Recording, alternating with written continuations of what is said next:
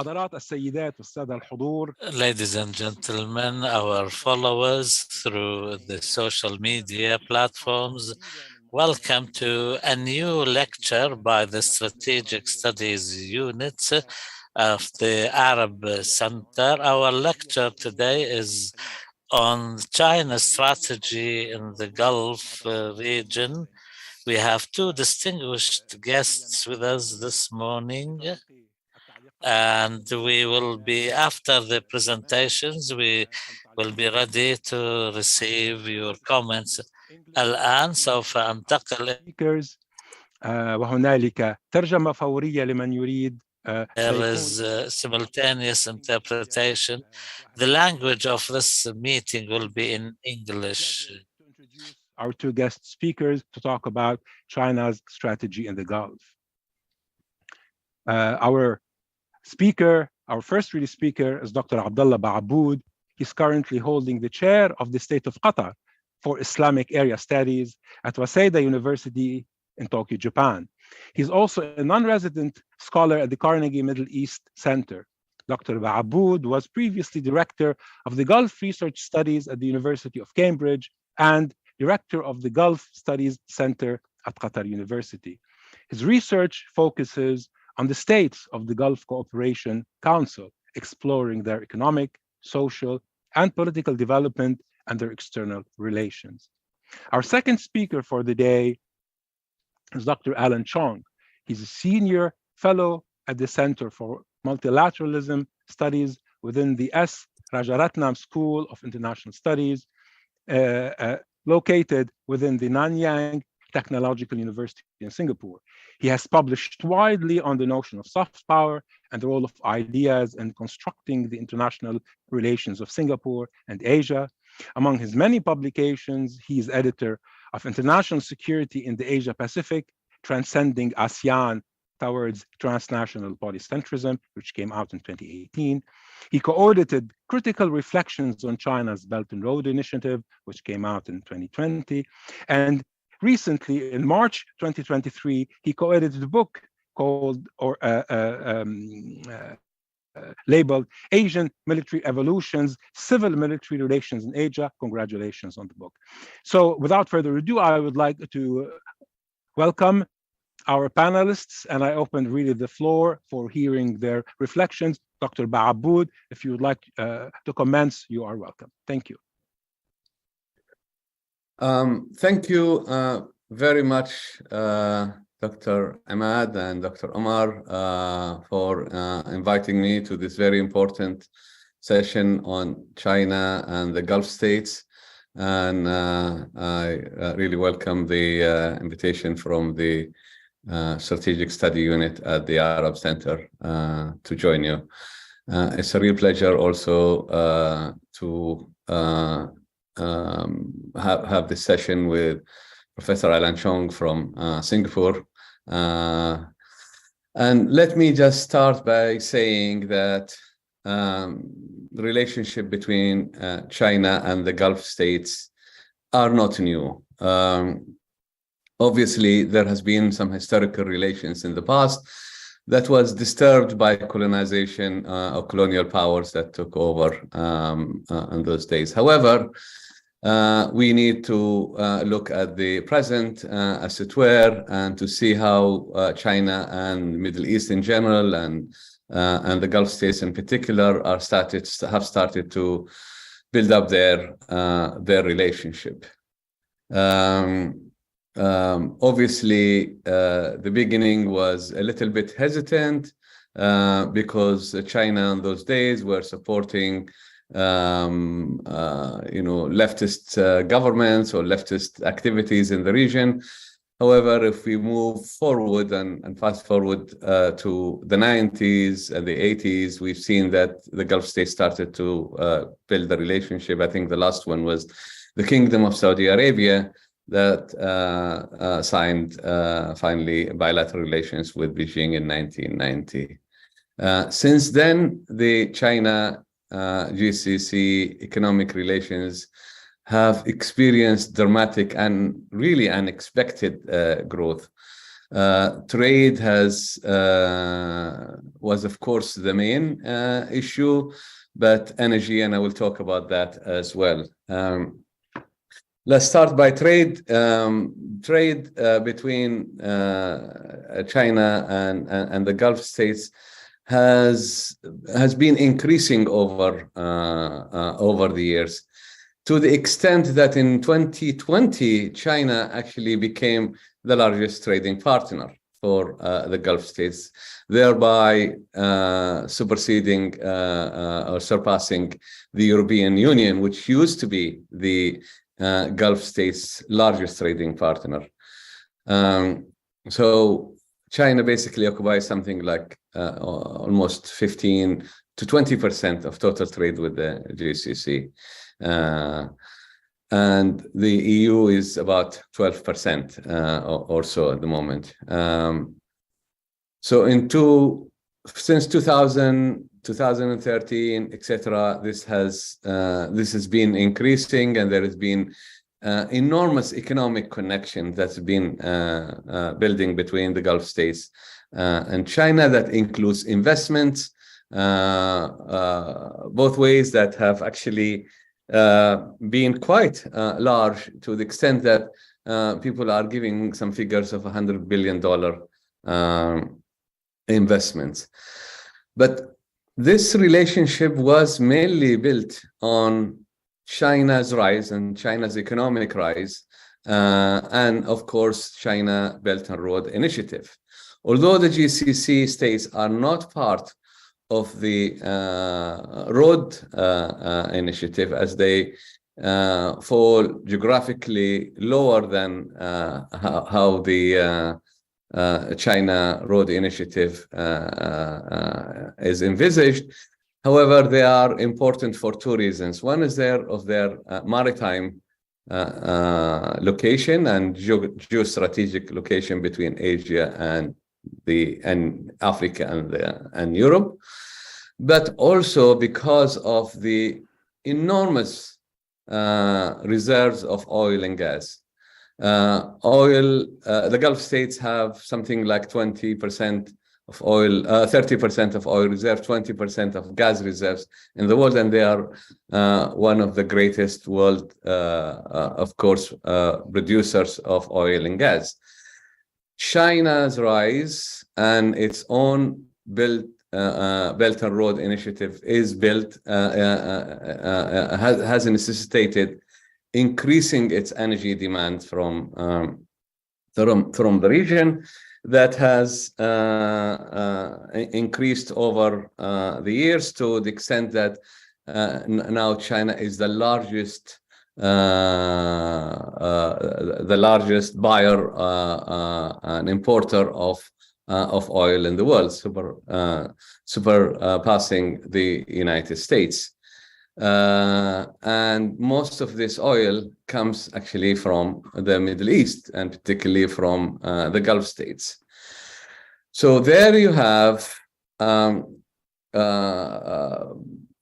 relationship that was built on energy needs of China and economic rise of China, that's Belt and Road Initiatives, where the Gulf states have also become part of the BRI, as it were, and they have also become part of the Asian Investment Bank for Infrastructure, that is meant to kind of develop infrastructure across the globe.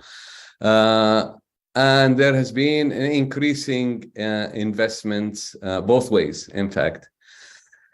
So this relationship is actually started because of the needs of China, but also the needs of the Gulf states, because most of the Gulf states' oil and energy exports used to go to the West, to Europe, to the United States, etc.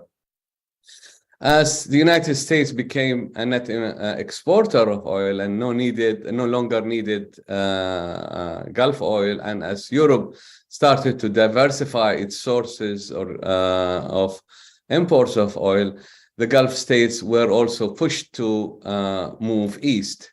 So there was a pivot from for the Gulf states to look eastward to Asia in particular, and China, of course, being the largest economy, not only in Asia, but also globally. So there has been a push, as it were.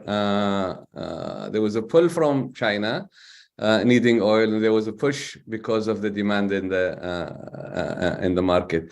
And as the global economic activities are moving more towards Asia, the Gulf states find themselves also moving east with that, with their oil, with the oil demand coming from Asia, and also with the focus of economic activities that are taking place, and the rise of Asia has become very important.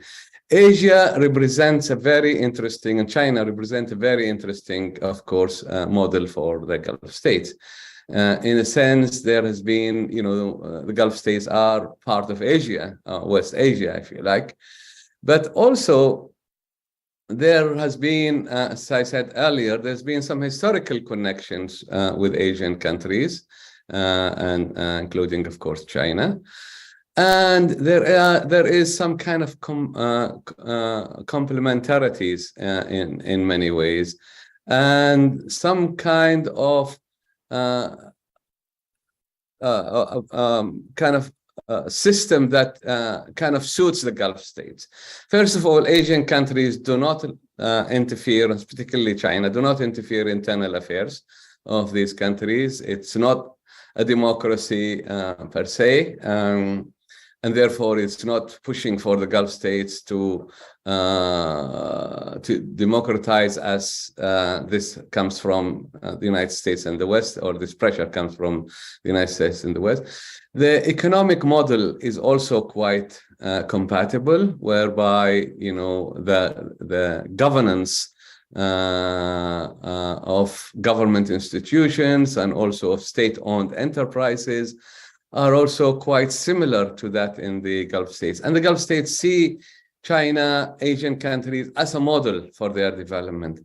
And as the Gulf states as well, or the GCC states, started to diversify and find other options, not just for their oil and gas exports, but also for their economic development, for the future of their diversification, as the world is becoming less and less dependent on fossil fuel, and because of climate change, etc., and because of the transition that we're seeing in the energy scene.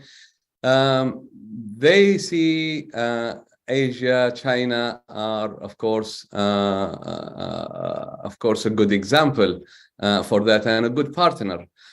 China is known to be one of the leading global technology hubs, especially in energy transition and clean energy, which the Gulf states are focusing on, the blue and the green hydrogen and the carbon capture, etc. So they see China as a major partner there.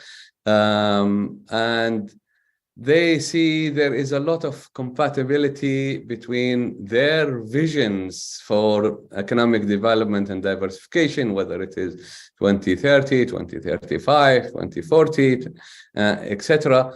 All these visions that the Gulf states have embarked on, they see Asia in general and China in particular as going to be the main source for an inspiration for that kind of diversification and development.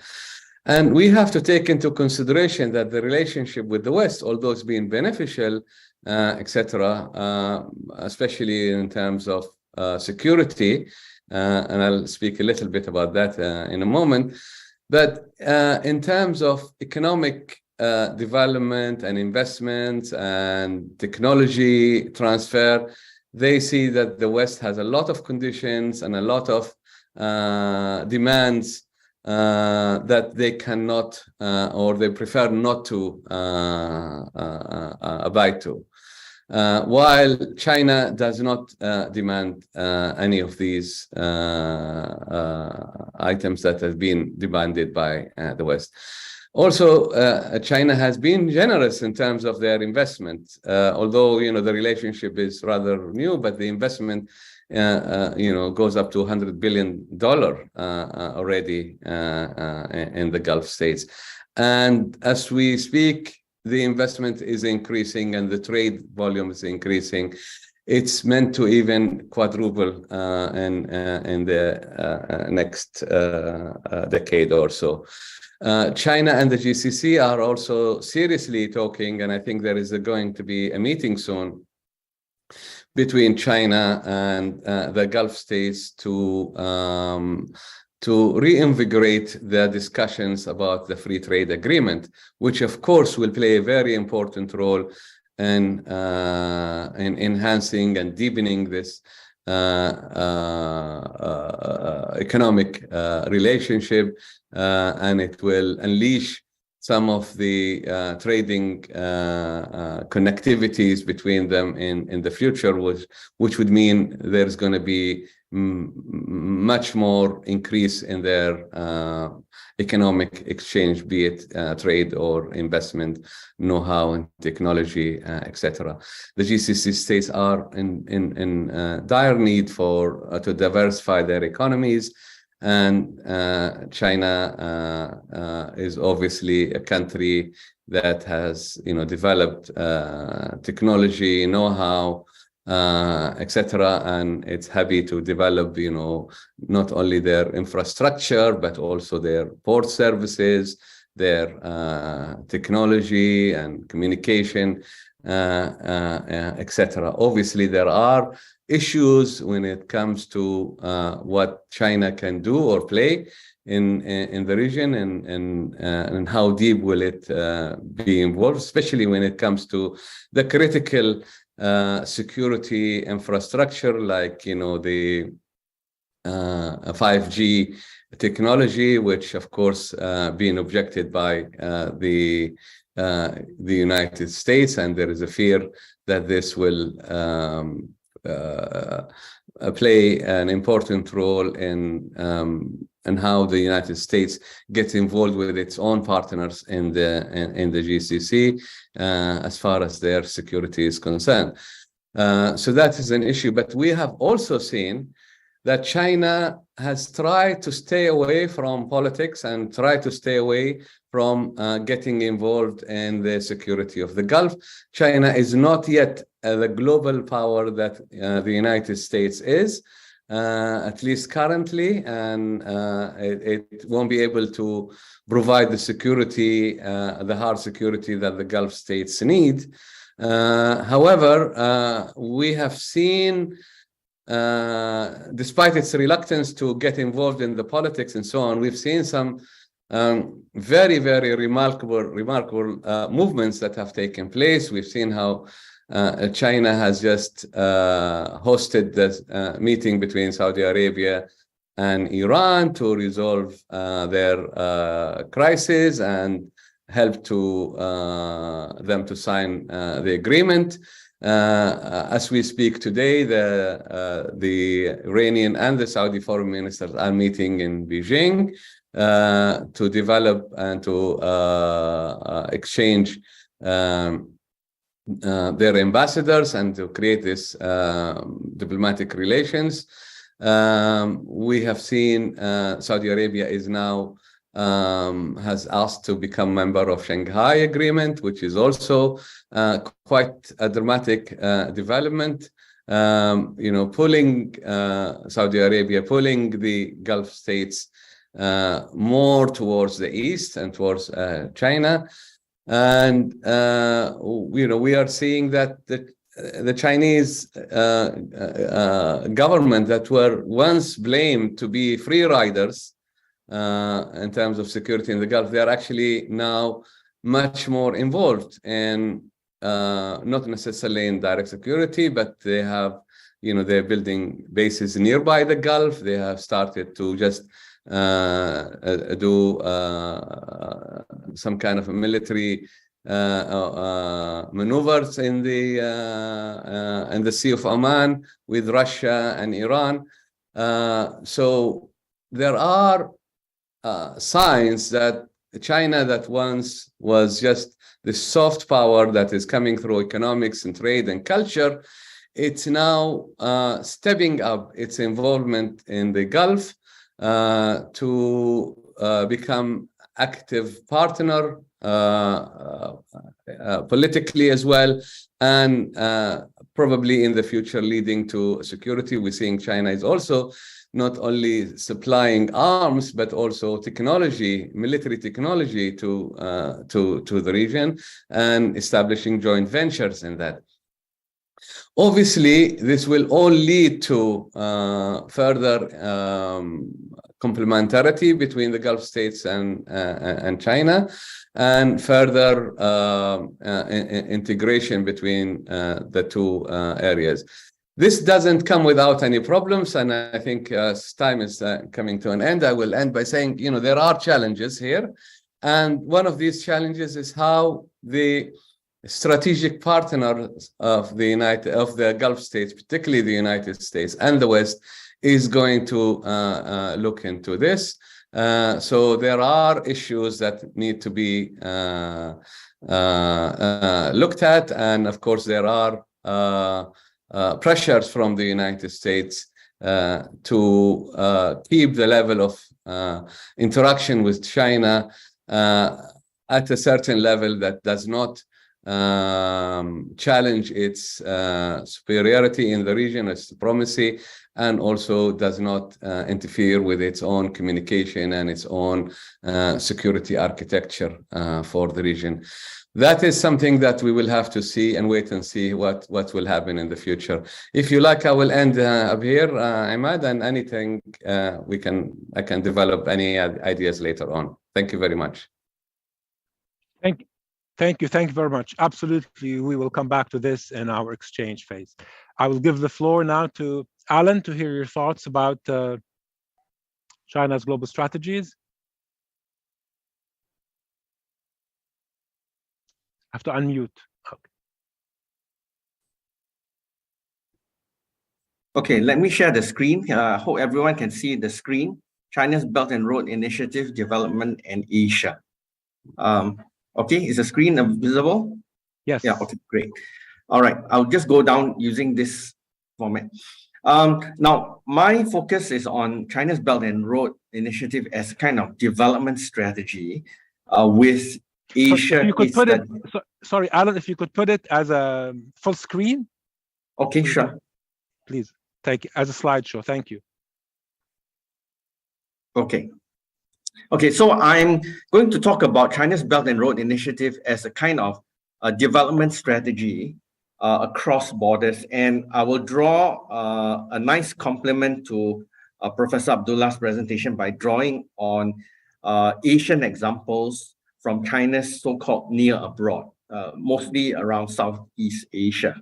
All right, and instead of giving you too many wordy slides, I will give you snapshots of news reports and so on, and I'll elaborate them.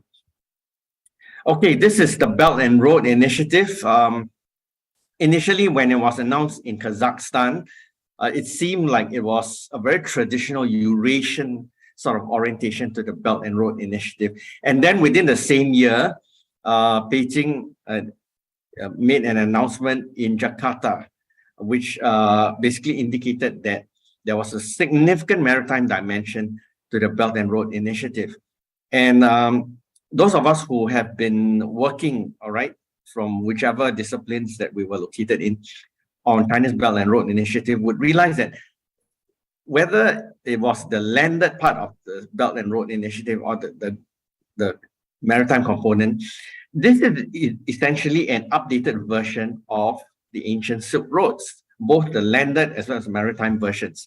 All right. So I think the Middle East or the Arab world broadly will always be essential parts of China's Belt and Road Initiative. Okay. So this map tells you how it is understood. And even Africa, I can tell you that based on where I am, Africa is also being classified as part of the Belt and Road, and funds are being raised in Singapore, of course, with Chinese state-owned enterprises heavily involved, to joint ventures with Asian firms investing in Africa.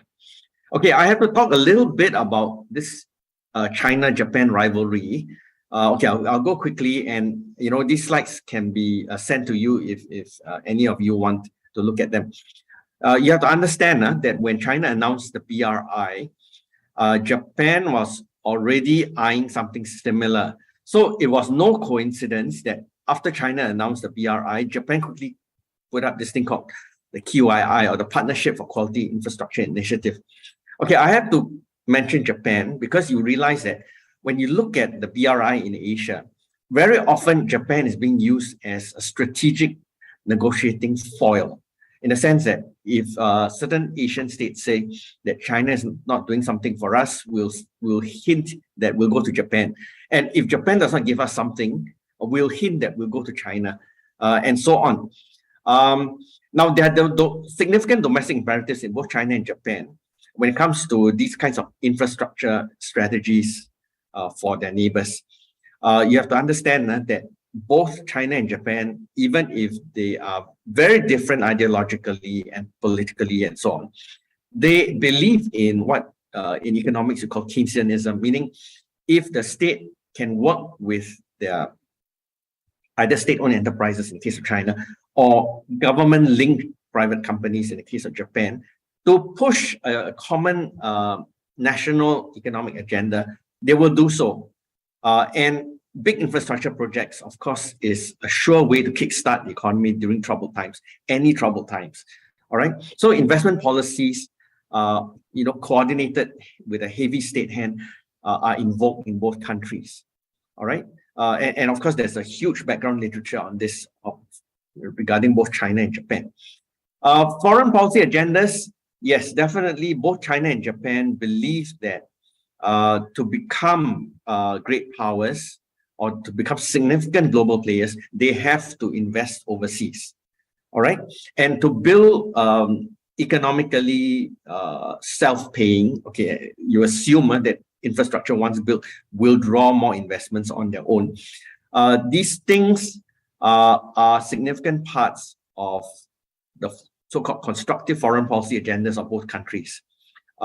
They want to push aside this idea that great powers will only meddle in other countries' affairs because they are significant military powers. So both China and Japan have got this, development-oriented strategy in courting, very a large number of global South, non-Western countries, and so on. And the last point on this slide, I need to draw your attention to Asia's enormous need and appetite for basic infrastructure building and or upgrades going into the 21st century. You look at this quote I've given you, 1.7 US trillion per year in infrastructure until 2030. And of course, it does not end there. After 2030, you would expect that the infrastructure that has been built would require continuous maintenance, spare parts, etc., etc. So, it's a kind of investment that keeps giving for the donor. All right, so this graphic, which I'm showing you from this website, which apparently drew from the ADB report, gives you in graphic terms how much infrastructure demand there will be going into the rest of the 21st century. All right. Now, nice picture break for you. This was my last visit to the Philippines before the pandemic. Cebu. Now, Cebu is a potential industrial magnet and a dynamo for the Philippines, notwithstanding the country's overall image. And what it needs actually are basic things like bridges. Okay, so this is one of several bridges linking the airport, which is located on a kind of very narrow peninsula, to the rest of the Cebu city industrial area. So they've invited Chinese, Korean, and Japanese firms to build these bridges. And on the right side, okay, I need to show you this graphic. This is a kind of low-tech infrastructure that a lot of developing Asian countries need. They need trucks to carry construction materials, building materials, all kinds of medium and heavy goods. And all these vehicles that you see being advertised in the local newspaper when I visited are all recycled equipment from Japan, which tells you something. We do not need super high-tech development aid. We just need things that can be used. Okay, so this is the rest of my presentation. I'll go fairly quickly to keep to my time. I'm going to talk about the scope for infrastructure, sustainability principles, how does the BRI fall short or measure up, you know, and I like Professor Abdullah's point that China, unlike all the other great powers, will not use human rights records as a yardstick for investment. So this is where the BRI is attractive, because it's in this gray zone where sustainability does not quite include human rights or democracy. And point C there, legalism. Okay, China plays fast and loose with the law. I mean, it's a fact. I'm not saying anything that's deliberately negative, and so on. Now, the scope for infrastructure, as I've shown you, Southeast Asia and broadly the entire Pan-Asian region, and I suppose we can include the Middle East in this, requires lots and lots of infrastructure, either in terms of basic provision or upgrades. And Chinese academics and observers have often noted in their writings, either domestically or outside China, that there's this issue of China reaching the limits of nationally focused or domestically focused growth. So there's overcapacity, there's surplus capital.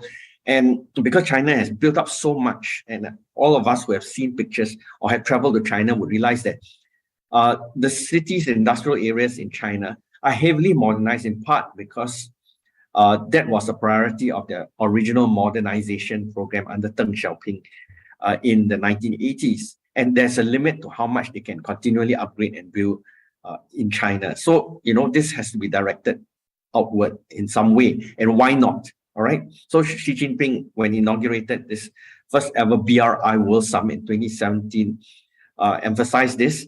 But what's interesting is that he also emphasized this thing called people-to-people linkages, which is a broad umbrella, which means not just tourists, students, but also business people, potential scientific personnel exchanges, and other kinds of, you know, exchanges of talent, and political friendship included in kind of total package, and so on. And this is, I think, to again echo Professor Abdullah's point, which is exactly what makes the BRI as a Chinese foreign policy tool and you know, gift, if you want to call it that, very attractive, because it promises lots of side deals on top of the specific infrastructure project, plus other kinds of positive externalities.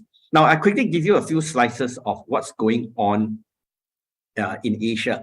Now, in the case of Thailand, which has been playing politics while trying to develop the rail network, they want high-speed rail as well as medium-speed rail for freight and so on. And Thailand is of course a hive of economic activity, given its strategic location in the middle of mainland Southeast Asia. You can go through Thailand to any number of you know, the inland Southeast Asia. So it's a very good location for building all kinds of railway connections. And the Thais have been very smart. They're saying they've been always playing China against Japan. If China does not give me this in terms of a favorable loan, a grant, etc., we'll go to Japan. And of course, Japan will say, "Oh, I'm a stickler for details. When you sign something, I want it sealed, and there should be no changes after we sign on the dotted line." But then, you know, the Thais will be quick to play Japan against China to say, "Look, the Chinese are flexible. They will allow me to amend little things here and there, notwithstanding the signed agreement.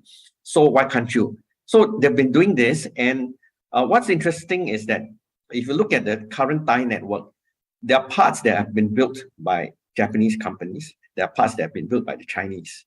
All right. And, you know, China has been played by Thailand, I can tell you that. So weak states does not mean, you know, you got no negotiating power with China. But China is very patient because they know that Thailand is like the linchpin to the northern and landed part of Southeast Asia.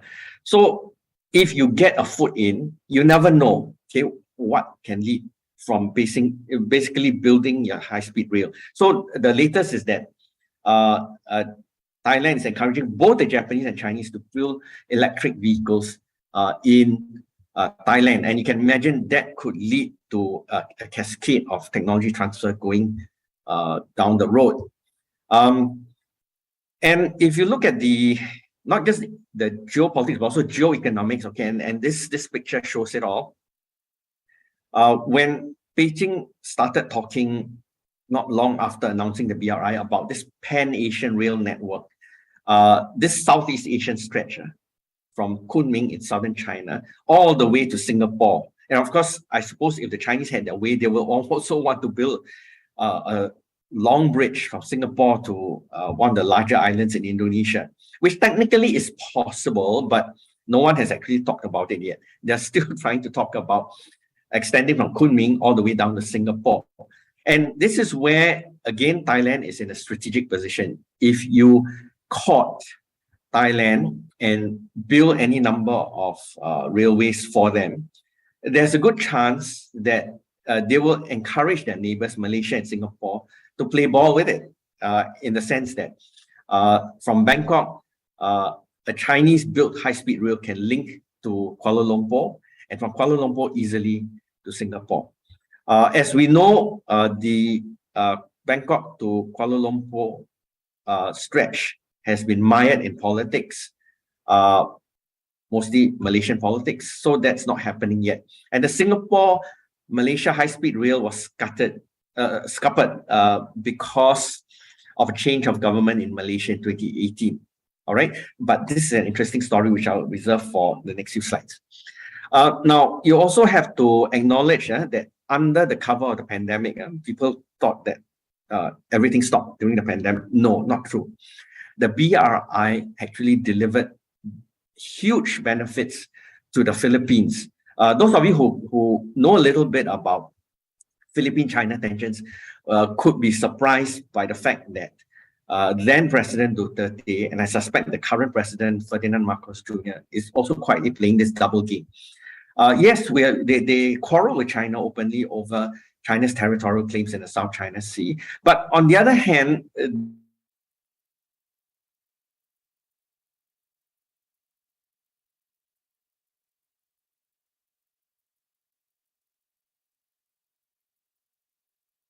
so we seem to be experiencing some technical difficulties. عندنا بعض المشاكل التقنية مع الوصول لزميلنا ألان في سنغافورة. Alan, can you hear me?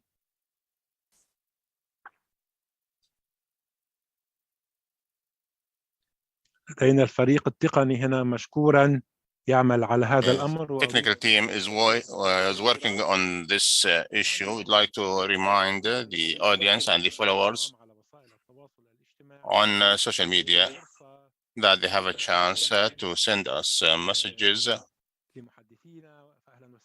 or direct questions to the speakers. Awaiting Mr. Allen to rejoin us. Dr. Abdullah, I would like to ask you a question, if you allow me. Can you hear me, Dr. Abdullah? So it seems from what we have heard so far and from the status quo, there is a link between China and the Gulf states, and this is very important on the political level. If we look at the Chinese market. Please unmute. So sorry about that. Okay. So the bridges over the Pasig River, these things mean a lot to the Filipinos. So in this sense, for the Chinese, it helps dilute, what you call territorial nationalism in the Philippines against China, because they can see that the Chinese are doing good things for them. But on the other hand, you have to be careful. You're playing with, the Chinese dragon here, and they can burn you, if you allow them significant economic penetration. But despite this concern, just about all the Asian countries are playing this double game. And I suspect even certain East European countries as well. And in terms of sustainability, what is attractive to the Philippines is that China is willing to revise the agreements as and when necessary. And it's the same with the Indonesians, the Cambodians, and the Thais, as I've mentioned. All right, and you see this game being played by Southeast Asian states. You want investors from China, but you also want some investments from Japan, just so that the Chinese do not get too proud, too intimidating, too overbearing in their negotiation, and so on. Now, the Cambodian case, you will miss this if you read too much of Western newspapers. The Cambodians are also playing the same game as Thailand. Yes, we will parcel out some projects to the Chinese, but we will also parcel out some to the Japanese. And we'll welcome the Koreans. And insofar as the United States has got money, and mind you, the United States has this thing called the Lower Mekong Initiative, which is supposed to be kind of rival to the BRI. But if you look at the amount of funding the United States has put in Cambodia, it is really small change compared to what China and Japan have put in. So Cambodia is playing this game as well. And of course, there is this fear that on top of so much infrastructure construction, the Chinese are actually taking advantage of Cambodian hospitality by ensuring that this new Darasako International Airport on the coast is also military capable of handling China's biggest fighter jets, fighter bombers, transport aircraft, and so on. That is something which the US State Department has been making a huge beef about. And the same thing with this very sophisticated and upgraded Ream Naval Base. If you think about the Cambodian Navy, will the Cambodian Navy need such a sophisticated base? I think clearly it's also meant to be dual purpose for Chinese military needs as well. So I suppose in the Cambodian case, there's give and take. And there have been reports from time to time of Cambodians protesting against the influx of Chinese workers potentially crowding into the local labor market in a very unfair way. But then, if you don't invite Chinese in, who will build infrastructure in such a short time for you? Now, the Malaysian case illustrates a very unusual, but again, very expected attraction to the BRI. What was once negotiated almost as a delivered deal could be unnegotiated and renegotiated.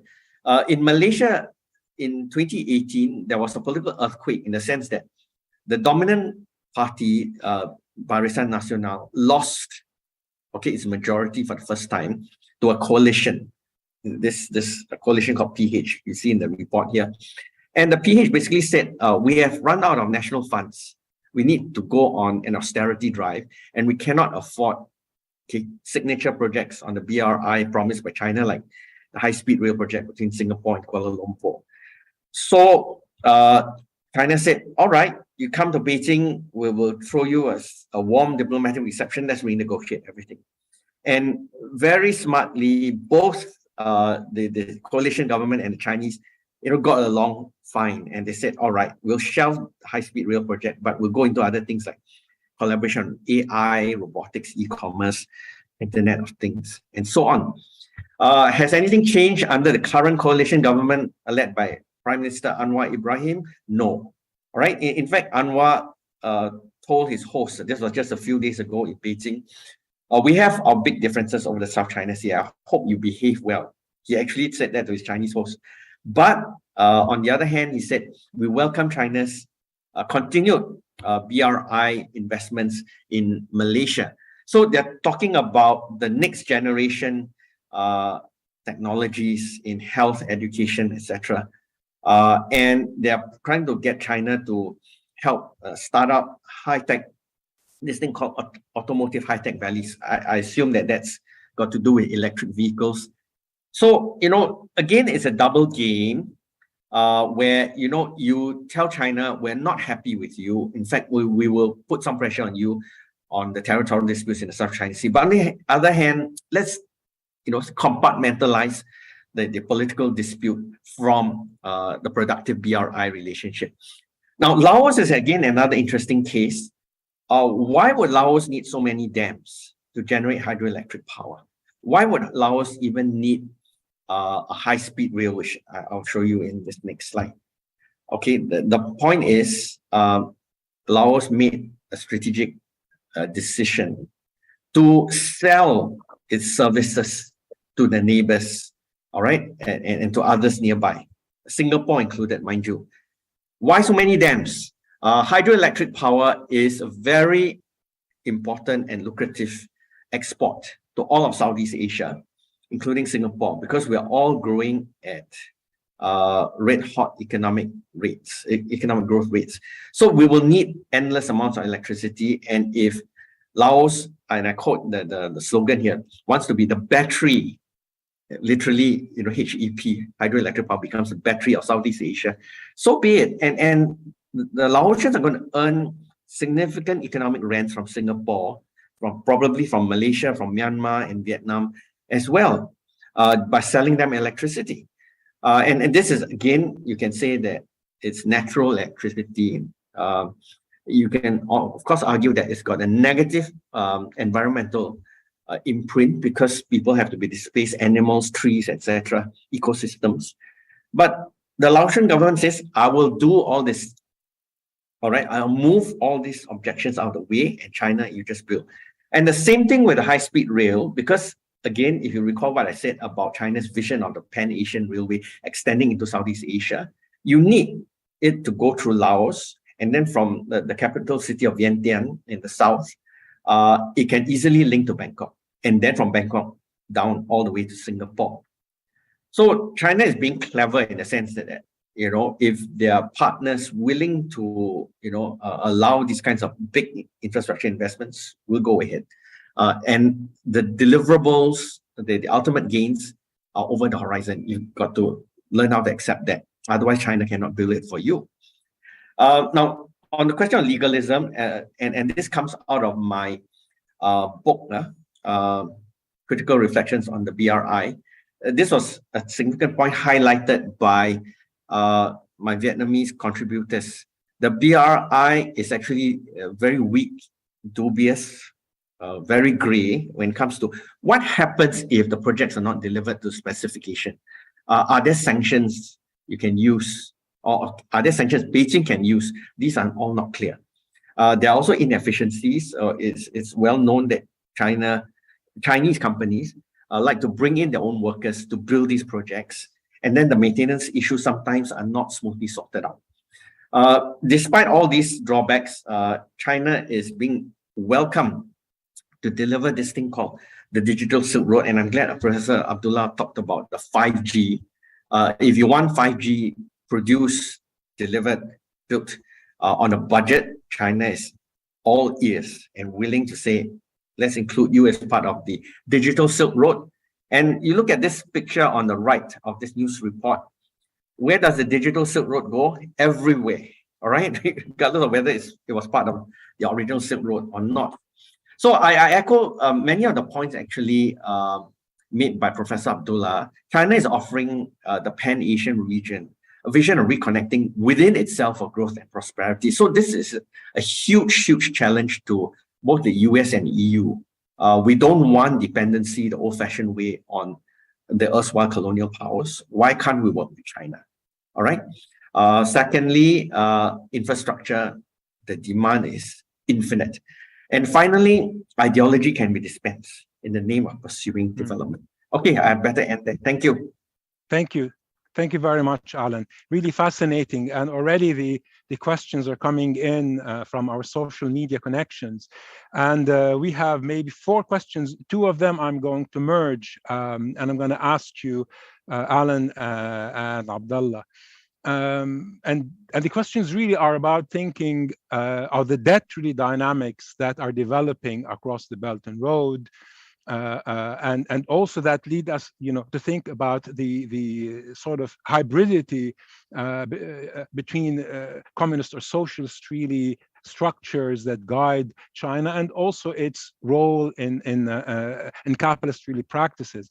I guess some of the answers really emerged from a report that emerged really recently from Kiel think tank in Germany. It's about China acting now as a lender of last resort, as international lender of last resort, meaning it's taking on a role that historically has been mostly played by the United States and by institutions such as the World Bank, which really means that it's playing roles in the global economy that are sort of quote unquote really traditional.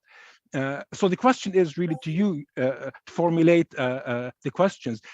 How do we see this, say, from the Gulf perspective? How can we think of stability in Chinese behaviors in the world, especially in the economic realm, from experiences, say, from Asia?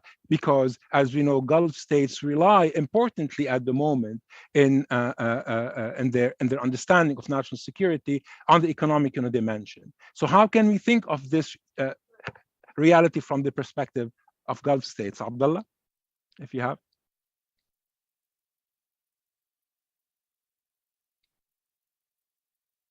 Okay, I think I'll give the floor to Professor Abdullah first, because I went slightly over time because of the Zoom outage.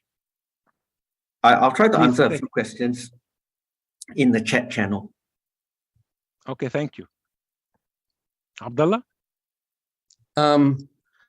Dr. Imad, you're talking about the debt issue. Sorry, and how does it relate to the Gulf states or the political system, or merge them together?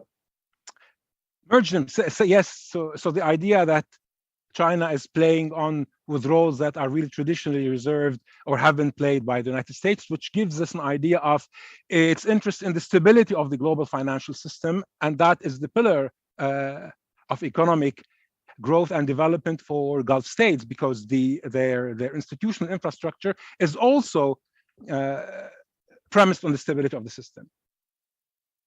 Yes, of course. And I think what we could also see, Dr. Imad, and I agree with Professor Chong in his statement when he relates the policy towards Southeast Asia.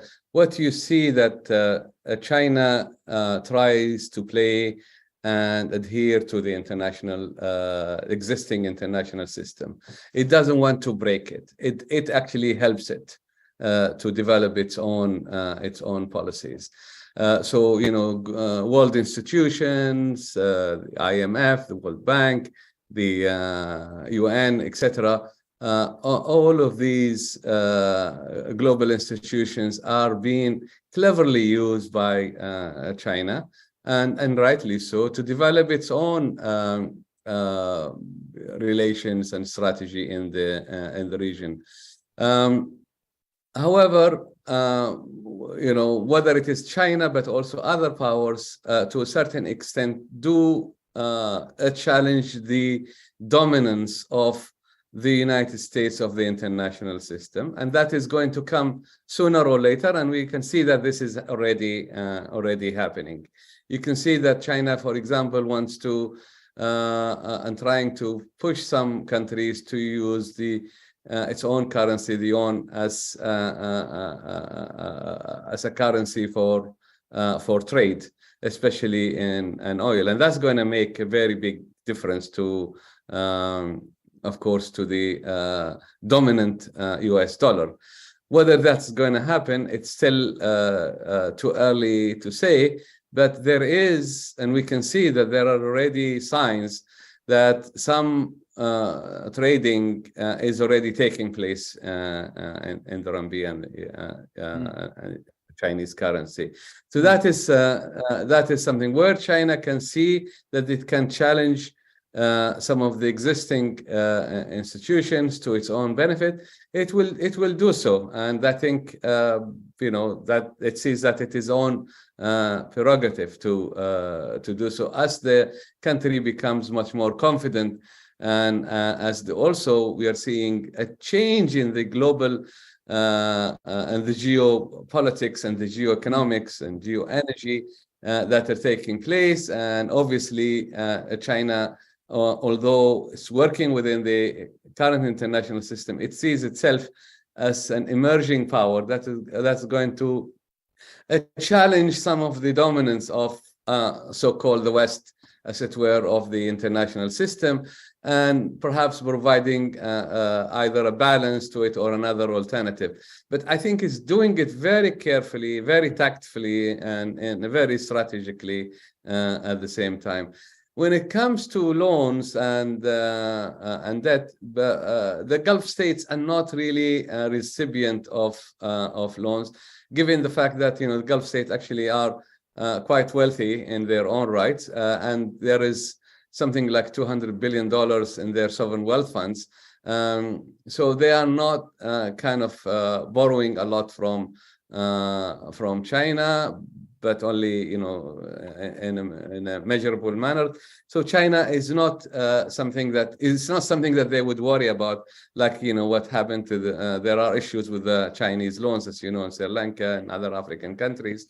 But I think that is not an issue yet to the Gulf state.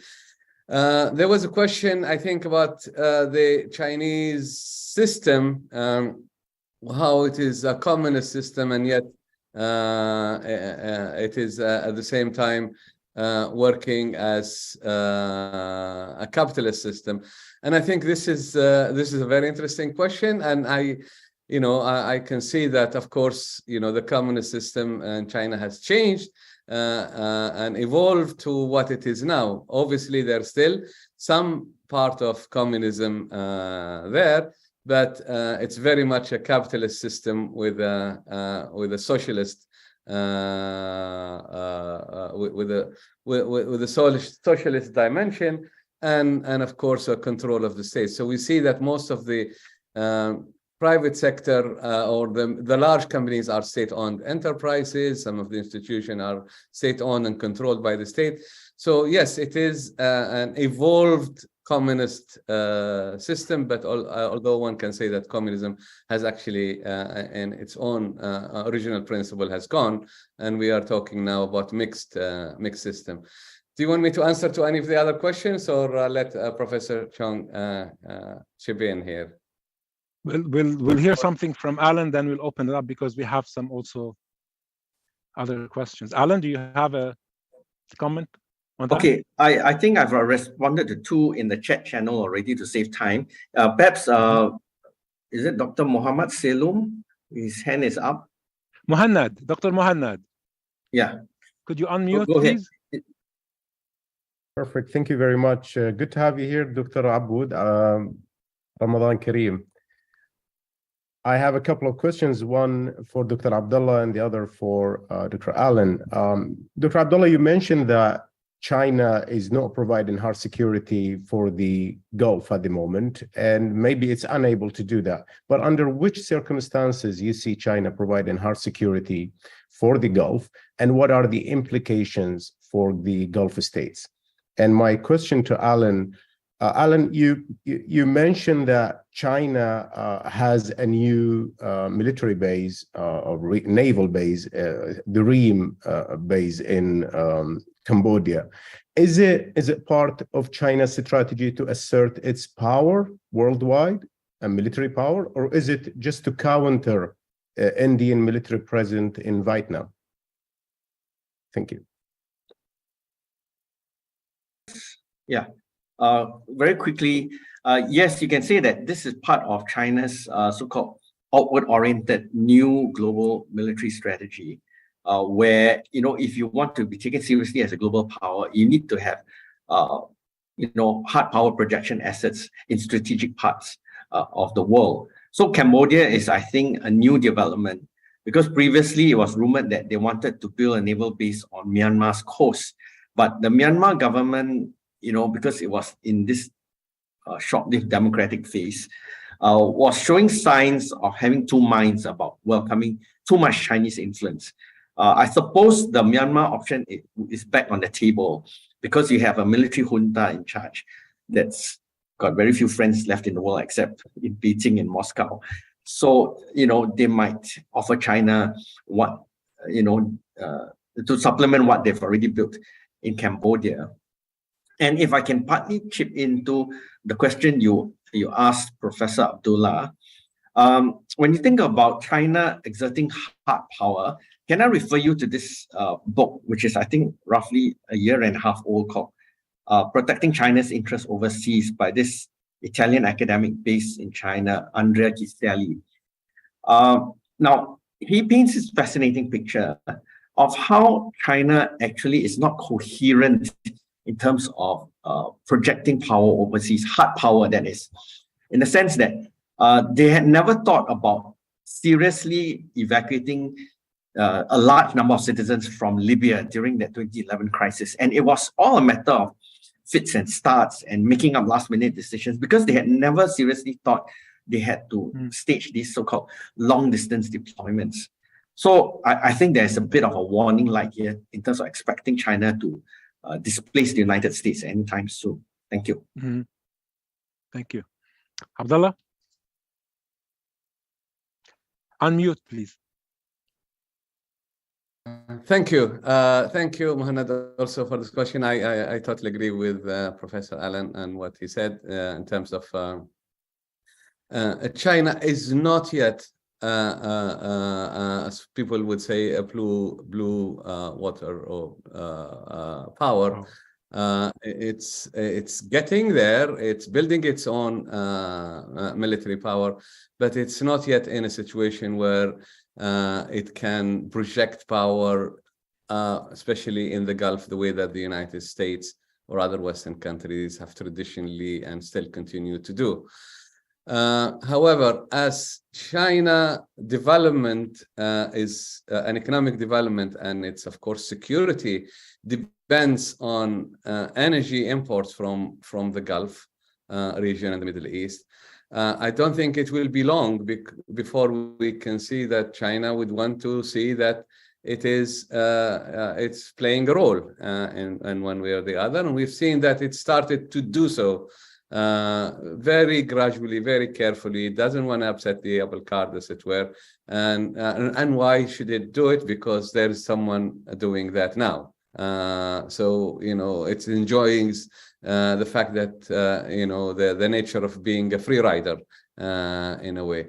However, we can see that this recent move to have this agreement between Saudi Arabia and Iran, it's actually something that helps it to have security in the Gulf waters, and especially in the Strait of Hormuz, because that's where most of oil demands come from and oil supplies come from. So it is playing a very constructive role in ensuring that there is no conflict in the region that can, of course, affect its own strategic interests and its oil supplies. So I don't think it is in a rush to project power, but it is using diplomacy. It's using politics. It's using its own economic weight, as it were, in the region to bring Iran and Saudi Arabia together, and also to bring the region together, because that, in the long term, that kind of peaceful region, and also the interconnectivity between the region and the collaboration that Professor Allen has also been talking about, an example in Asia and Southeast Asia, that helps its overall Belt and Road initiative, because the whole idea, communication, whether it is roads, rails, bridges, technology, etc., that helps its own strategic interest. So it is serving its own strategic interest, but by using diplomacy, by using politics, by using its economic power, rather than trying to project military power now. But I think in the future it will build its own military power, that it will help in the burden sharing. Why should the other global powers just pay the cost for this? And I think as China becomes more confident, it will do so in the future. Thank you.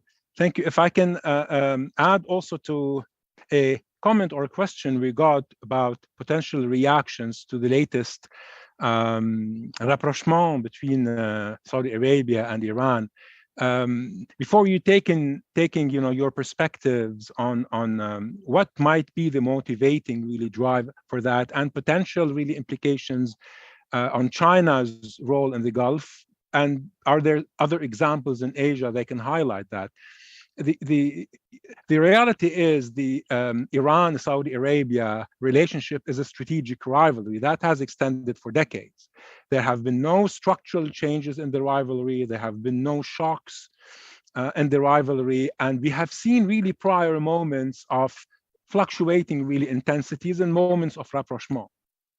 So there might not be indicators that this moment is really special, other than the fact that now seemingly China took on a role, although we have to recognize the role of the Iraqi prime minister and also Oman in trying to reach some kind of a new phase in the relationship and not an end to the strategic rivalry for sure. So how do we interpret this? Alan and Abdullah, are there indicators from other cases maybe of mediation or of this form of intervention that can shed light on the drivers and the potentiality for this being really transformative? Alan, go ahead, please. Okay, sure, thank you. I suspect that based on what I've read on China's investments in Iran and Saudi Arabia, they would prefer not to be in a position where either Tehran or Riyadh says, you stop investing in my enemy's territory, or else, I think that is, without speculating further, the main reason why Beijing has been happy to broker this deal, between both rivals. And again, I'm not sure how long this will last, because you also have to understand that the Chinese Foreign Ministry has got a deficit of personnel who are well-versed in Middle East politics. Okay, so it may be partly driven by a certain level of naivety, that led them into this peacemaking role, rather than, having a grand vision of becoming the next big player, of an intrusive great power in Middle East politics. Abdullah? Thank you. I totally agree with Professor Allen, and I just wanted to just add that, look, I think the two countries were in need of this relationship. Saudi Arabia is trying to calm down and reconcile its relationship with its neighborhood. For it to fulfill its objectives and its Vision 2030, it needs to have peace within the region and cooperation. Obviously, the relationship and Iran equally is suffering from all the politics that we know because of the the JCPOA, the sanctions, and an ability to develop its economy because of that. So there was a need for both countries to do so, and as you know, these negotiations took place in Oman and Iraq, and it's 5 rounds earlier. At the end of the day, there must be kind of a global power that needs to kind of guarantee, as it were, this relationship. And I think both Iran and Saudi Arabia, at the moment, given their relationship with the United States, don't want to give the Biden administration this privilege. Russia is involved in a war, so the only country that is left is China, and China also makes a difference because it's a major partner for both Iran and Saudi Arabia. Both countries need it, so it has also a leverage in that sense, because their Saudi Arabia economic vision and development relies on good relationship with Iran, with China, and so does Iran, to come out of its predicament, as it were. Is this going to lead to this rapprochement is going to lead to something else? I think at least it is now. We can see there has been a reduction in the hostility.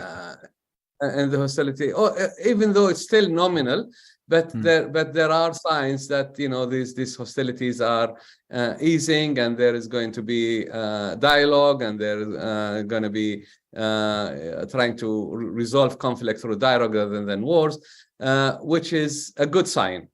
I think the rivalry will continue because this is endemic between the two countries, and it will continue. But hopefully, it will be a different kind of rivalry that is more constructive, that is more, try to compete economically, etc. But at the same time, it's a win-win situation rather than a zero-sum game that has been played for the last decades or so. One final question, if you can really humor me. I know that we've taken up a lot of your time, and this mostly goes to Alan, but I would also want to hear how Abdullah thinks from a regional perspective on this really very important dynamic. We tend, when we talk about the Belt and Road, or when we talk about Chinese foreign policy, we tend to assume some form of stability domestically there. But if we follow some of the numbers on changes in the demographics, the size of the middle class, the nature of industrial output, patterns of consumption, let alone really political stability, then we have a different really picture of what might happen in the next, say, 10, 15 years. How say people in the Gulf in particular, or decision makers, how should they think of that, set of variables that are almost really decidedly Chinese? Because the assumption is they will carry importance on foreign policy preferences and also on strategies. Okay, let me just quickly give you 1 minute of comments. Well, Imad, I'm a fan of your work about looking at state-society relations in a constructive frame. The same frame can be applied to China state-society relations.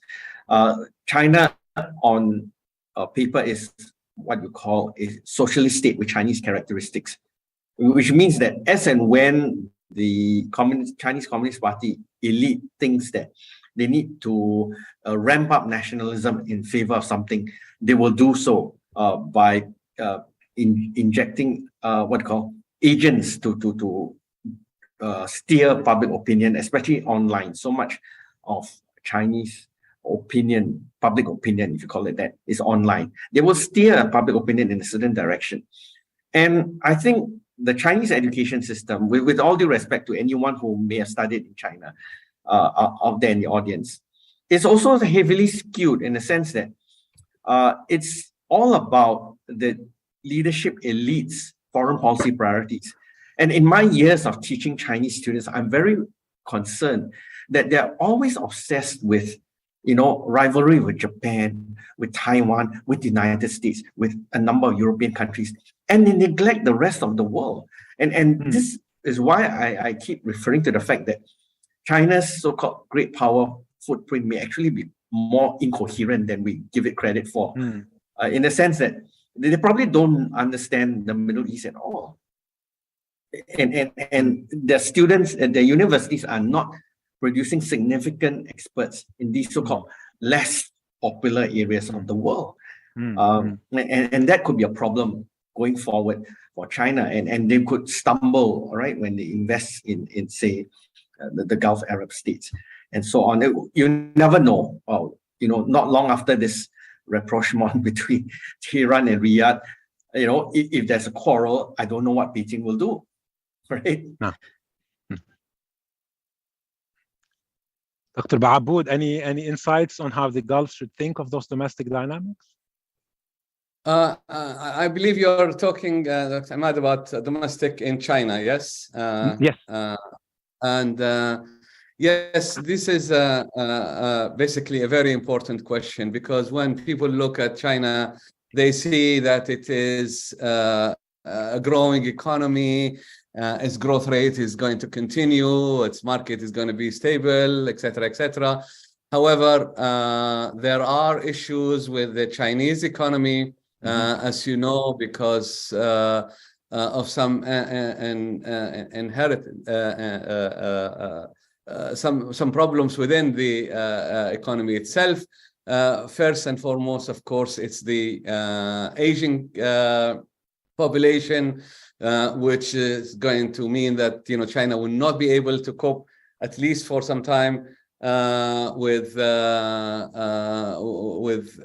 having a youth society that is going to feed the elderly and keep them there, and that is going to have an effect on this, of course, economic development, etc., etc.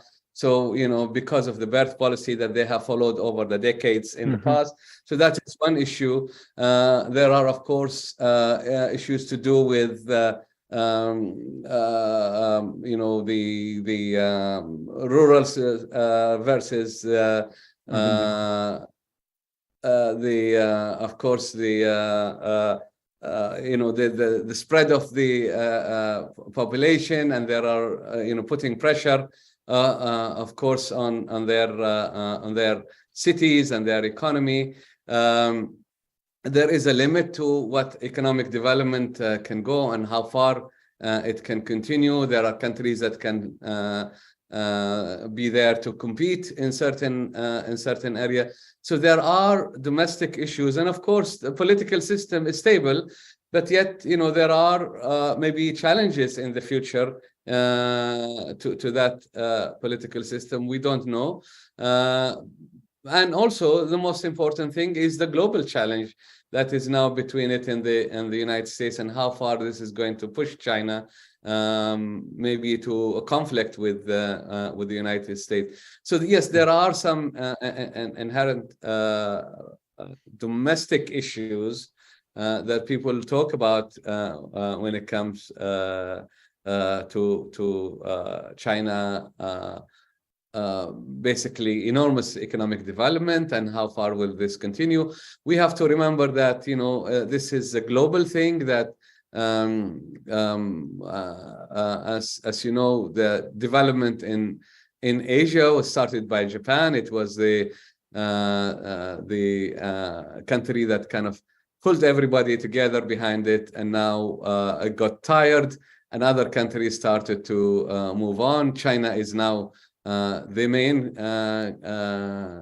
country that is doing that.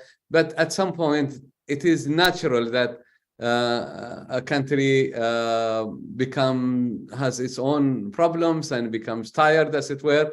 And this is like the flying geese theory, when you have one bird leading and then gets tired and others start to do. So yeah, we are seeing economies within Asia that are also developing quite fast and quite efficient. And Japan may come back as well. It's still a large economy, but it has its own problems. We've seen also South Korea is also competing there. And maybe there are others in Southeast Asia that are could compete with China. So it is not a foregone conclusion that China is going to continue in its own trajectory, as it were, of economic development. There are already some structural problems within the society, within the economy, that could lead to some problems unless they are mitigated against. Absolutely. Thank you very much. Dr. Imad, you have a question? Please. Yes, thank you. Thank you so much for the fascinating talk. I just have a question to both of you, Dr. Chong and Dr. Baabood. So it has to do with the military cooperation and assistance, first between Japan and the Gulf, specifically Qatar, and the same for China. Do you see let's say, is it static, or is it escalating or increasing, or is it decreasing? If you looked at last perhaps maybe 10, 20 years. Thank you. Okay, I have to defer to Professor Abdullah here, because I'm not an expert on the Middle East. I only know what I know from casual reading of the news. So I'm going to hazard this guess that China is definitely going to bolster its military presence in the Gulf because it has that base in Djibouti. And Djibouti is in an unusual position of having hosted both at the same time, the Americans, the French, and the Chinese. So, I think it's a statement of ambition that they're willing to set up a base there. And I don't know how many of you have watched these militaristic and nationalistic popular movies coming out of China, the so-called Wolf Warrior series. You have, okay. You look at the signature produced by the second one. Big fan since Hong Kong, since the Golden Harvest and afterwards. So. Yeah, the second one is a statement, that they intend to have a permanent presence, naval presence at least, in the Middle East. Again, of course, I'm reading into popular culture here as policy indication, so you can argue against me too. All right, so I'll leave it there. Abdullah, Ani? Yes, I'll just, if I may just add a few things. I think I agree that China is going to boost its military presence. It's obvious that it is doing so, maybe in a different way, not necessarily in a way that will lead to confrontation with the existing dominant power there, the United States or other Western powers. But we are seeing that there is a lot of military cooperation that are taking place,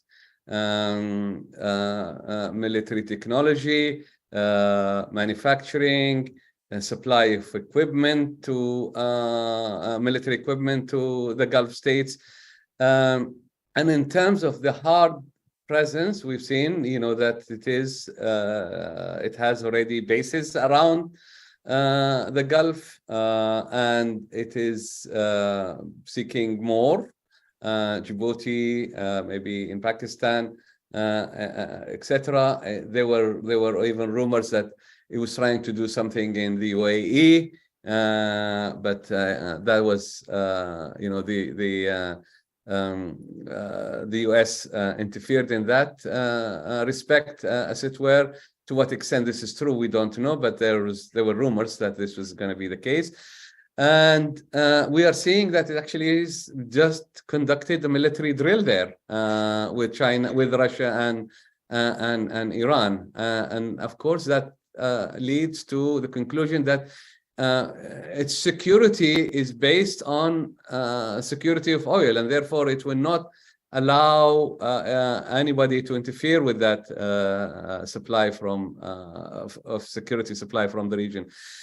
Japan is being under pressure now because of the challenge between the United States and Russia and China, and also with Russia, to build its own military capability. And as you know, there has been an increase in the budget for its defense expenditure. And therefore, we will see in the future that Japan will also, as already is playing quite an important role in peacekeeping and fight against terrorism, etc., and stability of the maritime security in the Gulf and the Red Sea, and the Horn of Africa. I think it will continue to invest more in its military capabilities, and it will have to also take part in the security of the region. The security of the region is important to the global economy, and especially now to Asian countries, whether it's China and Japan, but also other Asian countries. And as the nature of geopolitics is changing, geoenergy is changing. So with it, the nature of geopolitics and the security issues that will also force these countries to burden share in the security of the region. Thank you. Thank you both to our panelists and to the audience. I can say that this issue will not go away anytime soon, and I promise that we will have more discussions We had a question about the teaching of Arabic in the region, in China, teaching of Mandarin maybe in the Gulf. We know that also Qatar has a chair in Beijing University, so there is really presence there. There is a role. We can open it in a different really debate. And I promise another question that wants to understand or that wants us to talk about the Maghreb, that we are really going to dedicate more talk to the Maghreb and China relations, and people are free to contact me to explore that really further. In the end, I want to thank our panelists and the audience for a lovely dynamic discussion. And we promise that we will stay in touch, and we look forward to hosting you in different events. Thank you to the audience on our social media. Thank you to my colleagues. Thank you to our two panelists. Have a great day, and until we meet again, the Arab Center for Research and Policy Studies wishes you a good evening. Thank you very much. Thank you all. Pleasure. Thank you.